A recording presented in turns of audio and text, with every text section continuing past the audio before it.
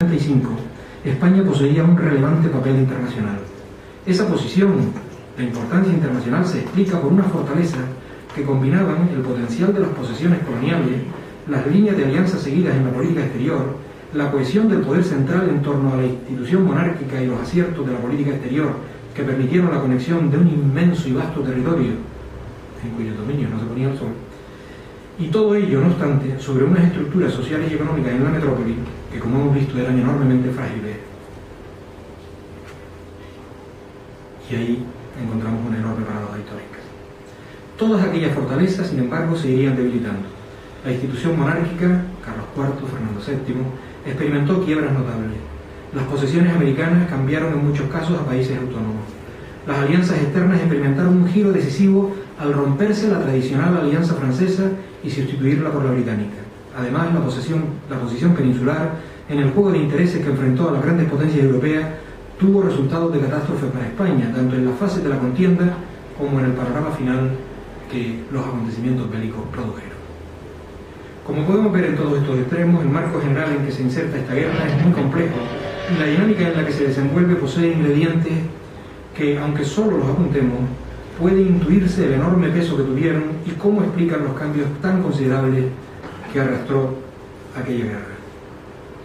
Con respecto a la guerra en sí, cuyas fases y episodios todos conocemos, resaltaré un par de cuestiones que nos ayudan a seguir el hilo conductor entre los tres aspectos de un mismo proceso histórico con lo que hemos titulado estas páginas. Por un lado tenemos sus resultados, no ya en términos humanos, la pérdida de miles de vidas,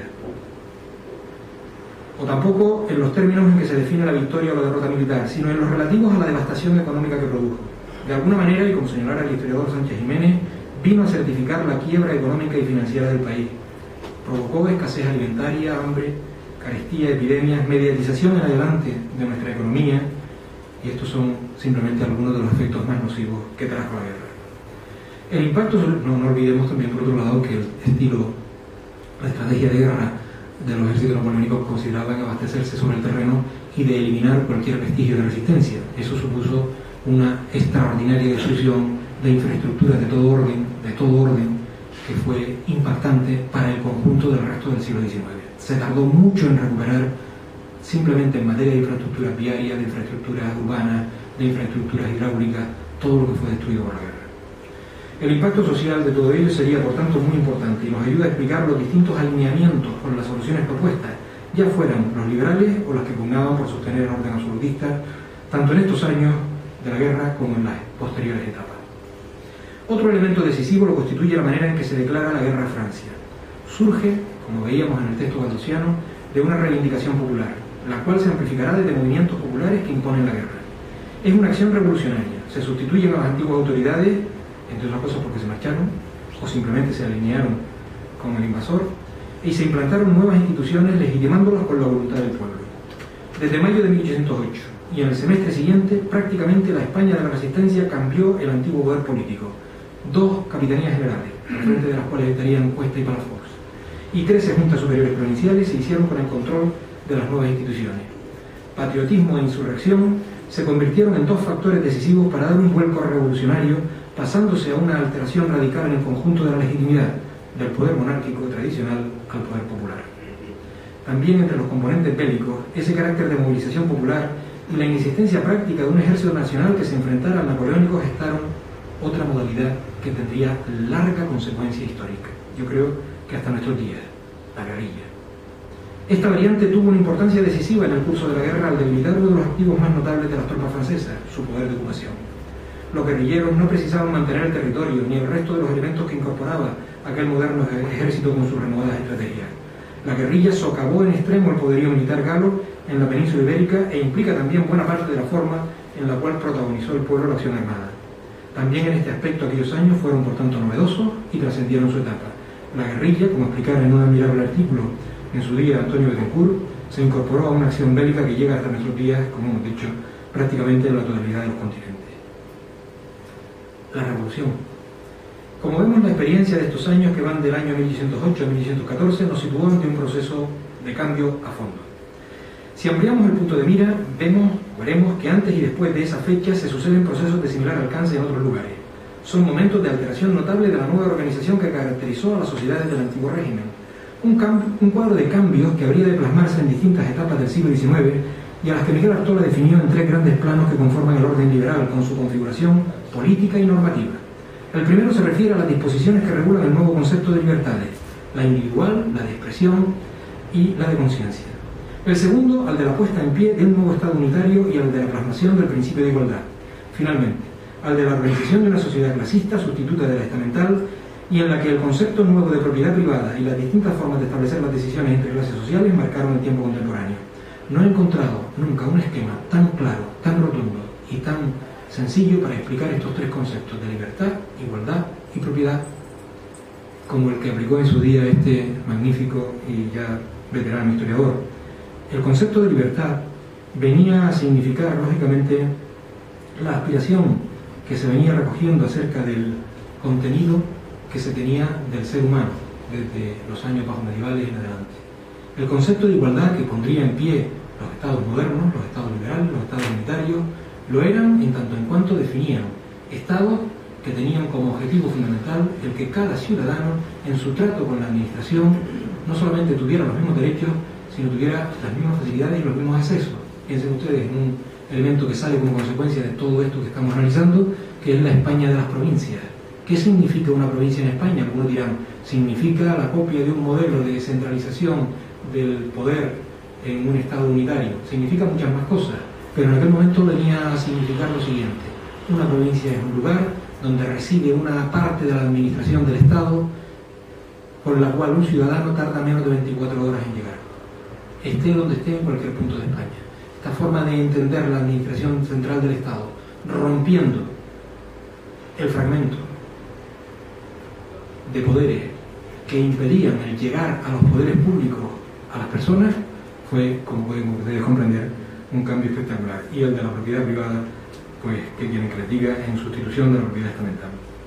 Todo ello tiene un arranque evidente en la etapa inicial en 1808. En las Cortes Gaditanas, tanto en el texto constitucional como en el conjunto de su obra legislativa, se introduce una transformación profunda sobre la realidad existente, aunque sus propuestas tardarán mucho en plasmarse durante la centuria decimonónica. Se dice que los liberales impulsaron allí lo que hemos llegado a llamar la edad contemporánea en España. Cuestión muy diferente será el curso que todos esos cambios siguieron después de 1814, el curso que siguió a lo largo de los siglos XIX y XX, pero esto es asunto que merecería otra conferencia y yo estaría encantado de venir de nuevo si me invitan. Tercero, la Constitución. La obra legislativa de aquellas Cortes no se limitó al texto constitucional. Hay una extensa serie de normas que regularon la nueva sociedad que trataron de alumbrar. No obstante, la PEPA sintetiza por su amplio contenido la mayor parte de lo que se detalló con otros desarrollos legales. Tampoco aquí pretendo resumir el contenido de nuestro primer texto constitucional, ni dar cuenta de los apasionantes debates que dieron forma a su articulado. Seguramente habrá habido ponentes que lo han hecho, desde luego, muchísimo mejor que yo. Solo quisiera recoger y subrayar algunos de los aspectos resumidos que vuelven a poner de manifiesto su singularidad en el devenir de la historia española y su importancia más allá de nuestras fronteras. Permítanme detenerme primero en lo que puede parecer a simple vista como una clara contradicción. Se produce entre la radical definición del principio de soberanía, el que habíamos visto, y la forma de legitimar un cambio tan hondo. No es posible un cambio de régimen mediante una fórmula legal, mediante un levantamiento popular, mediante la fórmula que sea, si no existe una legitimidad del mismo, una legitimación, que tiene que traducirse en términos de relato, de argumento. Les pongo un ejemplo. Cuando se produce la desamortización en España y se nacionaliza la propiedad eclesiástica, se hace, desde luego con un mandato jurídico, se hace mediante ley, bien sea en la época de Mendizábal o en la época de Pascual Amador, pero hay un argumento, y un argumento que va a soportar ese derecho, esa fuente jurídica. El argumento consiste en demostrar que el concepto de propiedad que sustentaba aquella propiedad amortizada eclesiástica era ilegal. Era ilegal.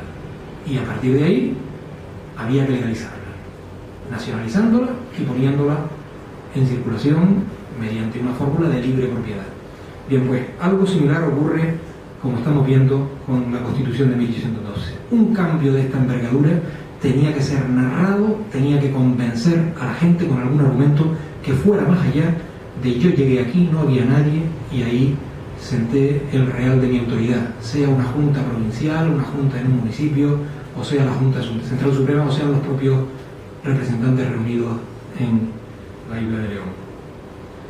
Vimos, por tanto, el primer decreto de las Cortes de Cádiz con anterioridad. En la Constitución se reafirma esa legitimidad del poder. La nación se le identifica con la ciudadanía. Por tanto, desaparece el carácter divino que otorgaba al rey, al monarca, el poder absoluto. Sin embargo, nos encontramos en una etapa en la que tal cambio va unido a la libertad de la nación frente a los invasores. Guerra y revolución. Cambio, pero también guerra. Hay un proceso de liberación nacional que desata, como hemos visto, procesos de cambios políticos y sociales. Pero estos cambios no tendrán fácil la legitimidad con la simple apelación, y menos en ese momento, a identificarles con las ideas francesadas, a identificarles con lo extranjerizante, mucho menos con los principios de 1789.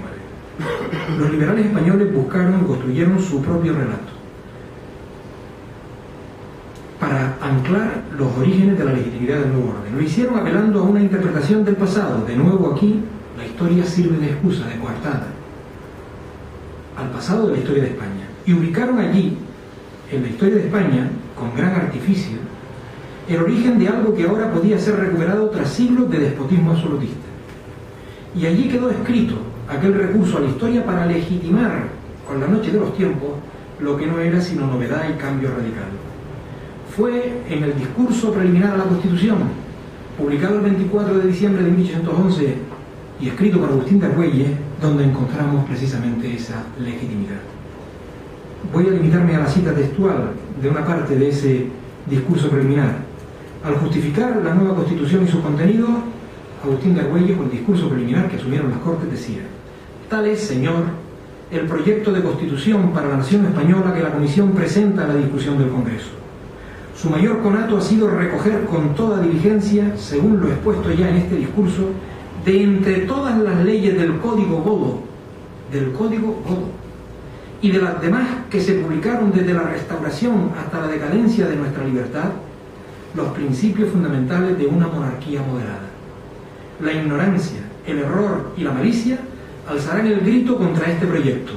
Le calificarán de innovador, peligroso, de contrario a los intereses de la nación y derechos del rey, mas sus esfuerzos serán inútiles, y sus impostores argumentos se desvanecerán como el humo al ver demostrado hasta la endemia que las bases de este proyecto han sido para nuestros mayores verdades prácticas, axiomas reconocidos y santificados por la costumbre de muchos siglos. Sí, señor, de muchos siglos, por espacio de los cuales la nación elegía a sus reyes, otorgaba libremente contribuciones, sancionaba leyes, levantaba tropas, hacía la paz y declaraba la guerra, residenciaba a los magistrados y empleados públicos, era, en fin, soberana y ejercía sus derechos sin contradicción ni embarazo, pues estos y no otros son los principios que presenta la Comisión en su proyecto. Bien, lo tremendo de esta argumentación es que ubica en la etapa anterior, no ya a los Borbones, a los propios Austrias, la existencia supuesta de un esquema político de nación que funcionaba de tal manera que era la nación, el pueblo, los que limitaban, de la misma forma que se procede ahora, los poderes del monarca. Una tesis legitimadora, compartida por algunos de los representantes gaditanos, como es el caso de Andrés Díez de la Torre, que decía: si no desde tiempo inmemorial, al menos desde el siglo V, existía ya en España la Junta de Cortes, conocedora de la nación por medio de los representantes de los pueblos. Por tanto, venía a oponer la raíz de la génesis altomedieval hispana a las imposiciones extranjeras de los Austrias y los Borbones en un ejercicio de devolución a los absolutistas en lo relativo a la entidad de España.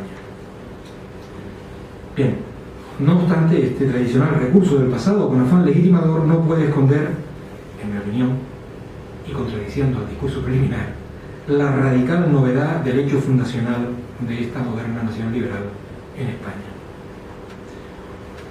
Pero, como siempre ocurre, la historia sirve para muchas cosas, también para legitimar constituciones, aunque sea simplemente dando una interpretación nada seria y nada sólida del pasado.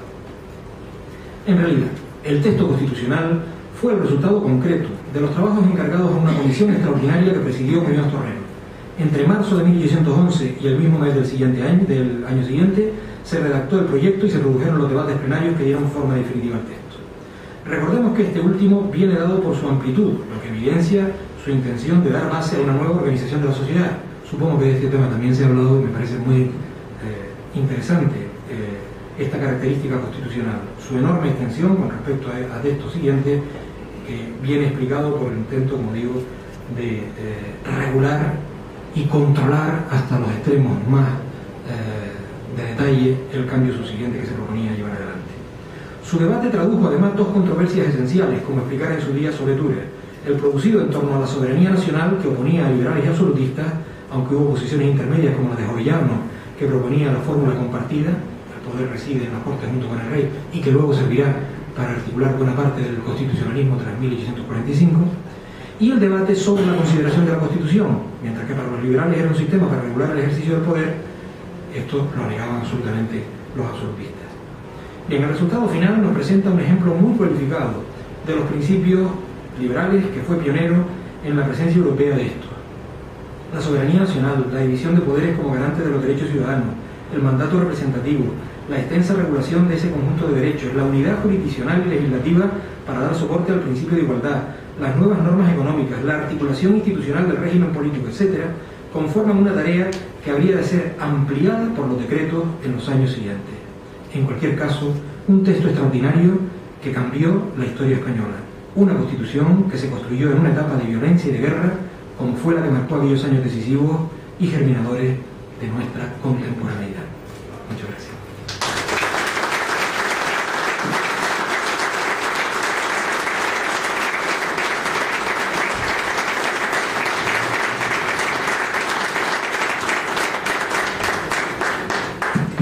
Muchas gracias, señor vicepresidente. El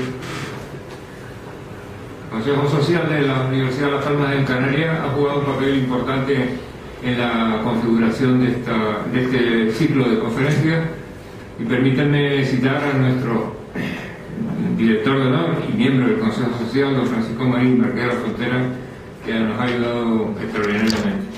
A continuación tiene la palabra el vicepresidente del Consejo Social de la Universidad de Las Palmas, don Jesús de León Guimán.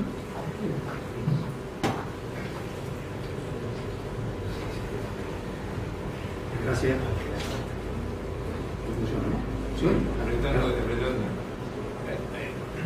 Gracias. Excelentísimo señor vicepresidente y consejero de Educación, Universidad y Sostenibilidad de Gran Canaria, señor rector magnífico de la Universidad de Las Palmas de Gran Canaria, señor director de la Real Sociedad Económica, señor presidente del Círculo Mercantil de Las Palmas, distinguidas autoridades, señoras y señores. Quiero disculpar al presidente del Consejo Social de la Universidad de Las Palmas de Gran Canaria, Lothar Siemens Hernández, que no ha podido estar con nosotros hoy, como hubiera sido su deseo, y me ha pedido que le represente en este acto de clausura del ciclo de conferencias sobre el bicentenario de la Constitución de 1812, que ha organizado nuestro Consejo Social, la Real Sociedad Económica de Amigos del País de Gran Canaria y el Círculo Mercantil de Las Palmas, en colaboración con el Gobierno de Canarias, la Universidad de Las Palmas de Gran Canaria, el Cabildo de Gran Canaria, el Ayuntamiento de Santa María de Guía y Las Palmas de Gran Canaria, la Asociación de Clubes Cívico-Culturales y Deportivos de Gran Canaria y el Consorcio para la conmemoración del segundo centenario de la Constitución 1912, la PEPA 2012. He de comenzar también agradeciendo a todos ustedes su asistencia y a todos los conferenciantes también su entusiasta y brillante participación en este ciclo de conferencias. De verdad que ha sido muy enriquecedor para todos haber podido contar con la participación de destacados juristas, historiadores, cronistas y políticos durante esta decena de conferencias y actos paralelos que se han desarrollado a lo largo de 3 meses. Con rigor y sosiego hemos podido reflexionar conjuntamente sobre la significación histórica de la Constitución de 1812 y el contexto económico, social, político y cultural que la hizo posible, así como sobre la participación canaria en las Cortes de Cádiz y la recepción que tuvo en nuestras islas aquella primera Carta Magna de la que se dotó España en su amanecer a la convivencia democrática, luego tantas veces socavada, hasta que hemos logrado asentarla definitivamente entre nosotros con la Constitución de 1978. En desarrollo precisamente de nuestro actual marco constitucional, las leyes educativas de las que nos hemos dotado ahora, tanto a nivel estatal como autonómico, han regulado que los consejos sociales sean los órganos de participación de la sociedad en la universidad. A ellos se les ha encargado la supervisión de las actividades de carácter económico de la universidad y de rendimiento de sus servicios, así como promover la colaboración de la sociedad en la financiación de la universidad y las relaciones entre ésta y su entorno cultural, profesional, económico y social al servicio de la calidad de la actividad universitaria.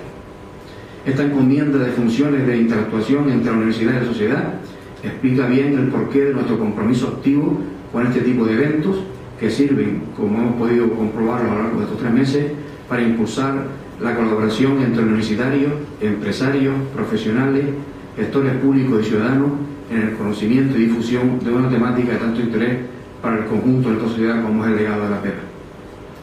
Yo, desde luego, no soy un experto en la materia y, por tanto, poco puedo añadir a lo que ya se ha dicho durante este ciclo de conferencias. Pero permíteme apuntar que la PEPA no solo fue la primera constitución española que estableció la soberanía popular, la división de poderes, la libertad de expresión y la libertad de imprenta, sino también el deber del Estado de proveer educación a todos los españoles.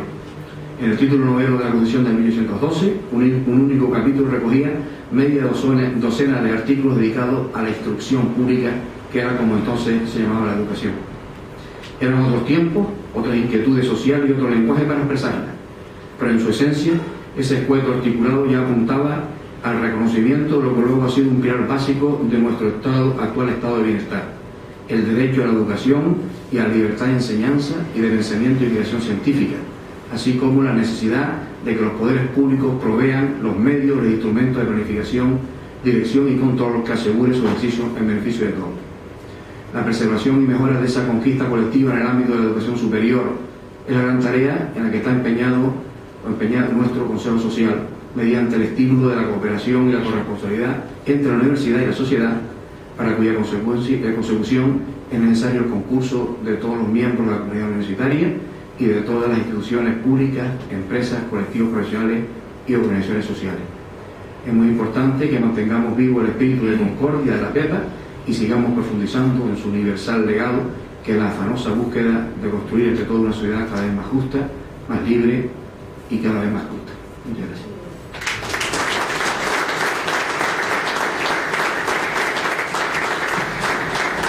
Muchas gracias. El Círculo Mercantil es una de esas instituciones de la sociedad civil, una de tantas que hay en la isla de Gran Canaria y en la ciudad de Las Palmas de Gran Canaria, que ha demostrado una importantísima contribución al servicio público y a los intereses generales de la sociedad insular. Ha sido un gran colaborador del trabajo del Bicentenario y le voy a pedir a su presidente, don Tomás Ruano Espino, que nos dirija unas palabras.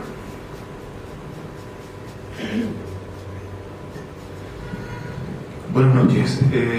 Excelentísimo señor vicepresidente del Gobierno de Canarias, excelentísimo señor rector de la Universidad de Las Palmas de Gran Canaria, señor director de la Real Sociedad Económica de Amigos del País de Gran Canaria y vicepresidente del Consejo Social de la Universidad, autoridades, amigos todos, buenas noches.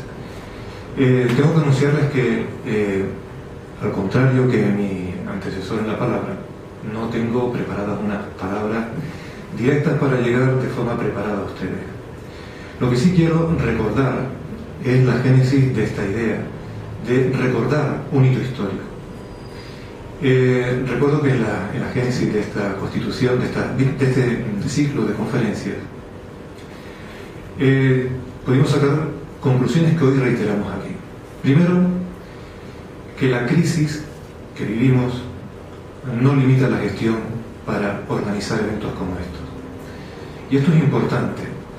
Es importante para realzar el siguiente punto, que es que hitos como este, hitos históricos como el que hemos elaborado en el ciclo de conferencias, merecen la pena no limitarlos solamente a un bicentenario o un centenario, sino recordarlos todos los años. Como dijimos en el día que estamos preparando este ciclo de conferencias, es necesario que los ciudadanos, que además representamos a través de nuestras instituciones, a través del Círculo Mercantil, la Real Sociedad Económica, de la Universidad de Las Palmas, que por cierto, cuyo rector, su padre, pues fue un activo presidente y presidente de honor de nuestra institución. Debemos recordar cómo aquellas personas que se reunieron a través de toda España, de lo que entonces era España, se reunieron para, sabiéndose de alguna manera poseedores de una soberanía nacional ante una crisis bélica que se estaba viviendo, y por encima de todas las dificultades, había que hacer España a través de un marco constitucional. Tenían solamente un fin: hacer una constitución liberal en la que se hiciera sentir a los ciudadanos que podían forjar ellos mismos el futuro del país. Crear un sentimiento de unidad que se logró, crear una constitución que además fue inspiradora de otras constituciones, tanto en Europa como en lo que era España, y que luego se fue separando a través de ese movimiento de independencia, y crear y radicar además unas ideas revolucionarias con un tinte y un matiz diferente a lo que había sido en Francia. Que hacer y forjar estas ideas podía ser posible sin necesidad de perder la cabeza, ni sin necesidad de quitárselas a otros. Un cambio además de configuración administrativa, territorial, que para muchos también fue motivo de críticas porque supuso la pérdida de algunos fueros, pero que en cierto modo, y como ha dicho José Miguel, supuso el concepto de mayor cercanía a los ciudadanos.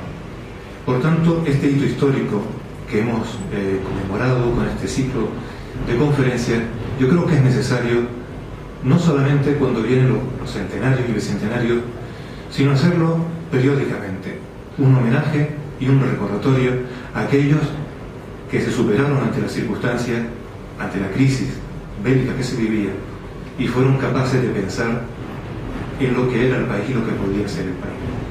Y yo creo además que los que hemos intentado que este ciclo de conferencias tuviera un cierto resultado, por lo menos en la toma de conciencia de los ciudadanos, creo que también el proyecto que tenemos, que es intentar recordar otro hito histórico como fue la generación y la promulgación de la ley de cabildos, importante en nuestra tierra, sobre todo por intentar crear una cierta justicia en nuestro sistema de administración pública, yo creo que también será un éxito.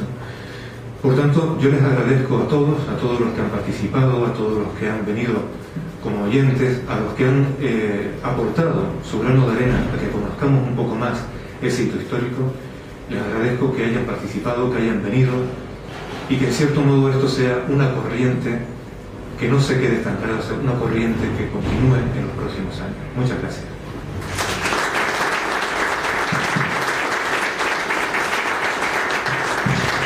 Muchas gracias. A continuación le pido al excelentísimo señor don José Regidor García, rector magnífico de la Universidad de Las Palmas de Gran Canaria, que cierre este acto con su intervención. Muchas gracias, señor director. Excelentísimo señor vicepresidente del Gobierno de Canarias, señor vicepresidente del Consejo Social de la Universidad de Las Palmas de Gran Canaria, señor presidente del Círculo Mercantil General, miembros y socios de la Real Sociedad Económica, de Amigos del País, señoras y señores. Fue probablemente en esta sala cuando, después de uno de los actos... ...historia o la derrota militar, sino en los relativos a la devastación económica que produjo. De alguna manera, y como señalara el historiador Sánchez Jiménez, vino a certificar la quiebra económica y financiera del país. Provocó escasez alimentaria, hambre, carestía, epidemias, mediatización en adelante de nuestra economía, y estos son simplemente algunos de los efectos más nocivos que trajo la guerra. El impacto, no olvidemos también por otro lado que el estilo, la estrategia de guerra de los ejércitos napoleónicos consideraban abastecerse sobre el terreno y de eliminar cualquier vestigio de resistencia. Eso supuso una extraordinaria destrucción de infraestructuras de todo orden, que fue impactante para el conjunto del resto del siglo XIX. Se tardó mucho en recuperar, simplemente en materia de infraestructuras viarias, de infraestructuras urbanas, de infraestructuras hidráulicas, todo lo que fue destruido por la guerra. El impacto social de todo ello sería, por tanto, muy importante y nos ayuda a explicar los distintos alineamientos con las soluciones propuestas, ya fueran los liberales o los que pugnaban por sostener el orden absolutista, tanto en estos años de la guerra como en las posteriores etapas. Otro elemento decisivo lo constituye la manera en que se declara la guerra a Francia. Surge, como veíamos en el texto galdosiano, de una reivindicación popular, la cual se amplificará desde movimientos populares que imponen la guerra. Es una acción revolucionaria, se sustituyen a las antiguas autoridades, entre otras cosas porque se marcharon o simplemente se alinearon con el invasor, y se implantaron nuevas instituciones legitimándolas con la voluntad del pueblo. Desde mayo de 1808 y en el semestre siguiente, prácticamente la España de la Resistencia cambió el antiguo poder político. 2 capitanías generales, al frente de las cuales estarían Cuesta y Palafox, y 13 juntas superiores provinciales se hicieron con el control de las nuevas instituciones. Patriotismo e insurrección se convirtieron en 2 factores decisivos para dar un vuelco revolucionario, pasándose a una alteración radical en el conjunto. 1935, España poseía un relevante papel internacional. Esa posición de importancia internacional se explica por una fortaleza que combinaban el potencial de las posesiones coloniales, las líneas de alianza seguidas en la política exterior, la cohesión del poder central en torno a la institución monárquica y los aciertos de la política exterior que permitieron la conexión de un inmenso y vasto territorio en cuyo dominio no se ponía el sol. Y todo ello, no obstante, sobre unas estructuras sociales y económicas en la metrópoli que, como hemos visto, eran enormemente frágiles. Y ahí encontramos una enorme paradoja histórica. Todas aquellas fortalezas, sin embargo, se irían debilitando. La institución monárquica, Carlos IV, Fernando VII, experimentó quiebras notables. Las posesiones americanas cambiaron en muchos casos a países autónomos. Las alianzas externas experimentaron un giro decisivo al romperse la tradicional alianza francesa y sustituirla por el punto de la legitimidad del poder monárquico tradicional al poder popular. También entre los componentes bélicos, ese carácter de movilización popular y la inexistencia práctica de un ejército nacional que se enfrentara al napoleónico gestaron otra modalidad que tendría larga consecuencia histórica, yo creo que hasta nuestros días, la guerrilla. Esta variante tuvo una importancia decisiva en el curso de la guerra al debilitar uno de los activos más notables de las tropas francesas, su poder de ocupación. Los guerrilleros no precisaban mantener el territorio ni el resto de los elementos que incorporaba aquel moderno ejército con sus renovadas estrategias. La guerrilla socavó en extremo el poderío militar galo en la península ibérica e implica también buena parte de la forma en la cual protagonizó el pueblo la acción armada. También en este aspecto aquellos años fueron por tanto novedosos y trascendieron su etapa. La guerrilla, como explicara en un admirable artículo en su día Antonio Betancourt, se incorporó a una acción bélica que llega hasta nuestros días, como hemos dicho, británica. Además, la posición peninsular en el juego de intereses que enfrentó a las grandes potencias europeas tuvo resultados de catástrofe para España, tanto en la fase de la contienda como en el panorama final que los acontecimientos bélicos produjeron. Como podemos ver en todos estos extremos, el marco general en que se inserta esta guerra es muy complejo y la dinámica en la que se desenvuelve posee ingredientes que, aunque solo los apuntemos, puede intuirse el enorme peso que tuvieron y cómo explican los cambios tan considerables que arrastró aquella guerra.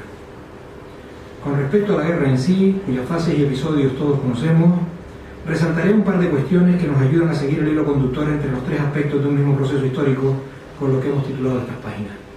Por un lado tenemos sus resultados, no ya en términos humanos, la pérdida de miles de vidas, o tampoco en los términos en que se define la victoria